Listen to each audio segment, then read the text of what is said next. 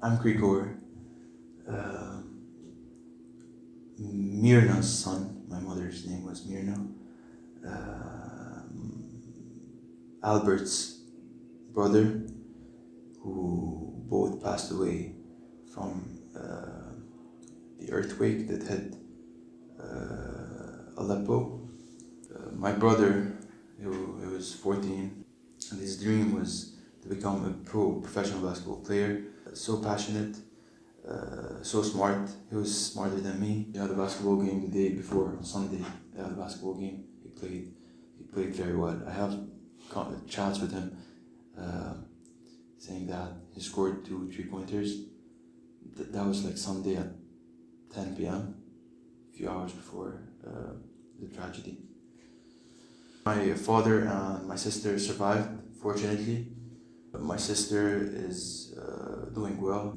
She stayed approximately 5 hours under the rubble. The hardest thing is that the only building that has collapsed in Azizia, in our neighborhood, was our building. Not just our building, half of our building, which the part that we live in. That's the hardest thing. This is my second year here in AUB. 70% of Aleppo is no longer exists. So I decided to major in civil engineering in hopes to construct my city when the reconstruction process starts. And that's it. This happened.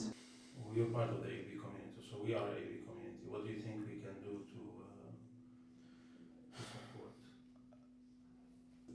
I would like to be the voice of my people, the voice of the Syrians living there who experienced this tragedy. We're suffering from it right now, and I can assure you that people there are really in need of support.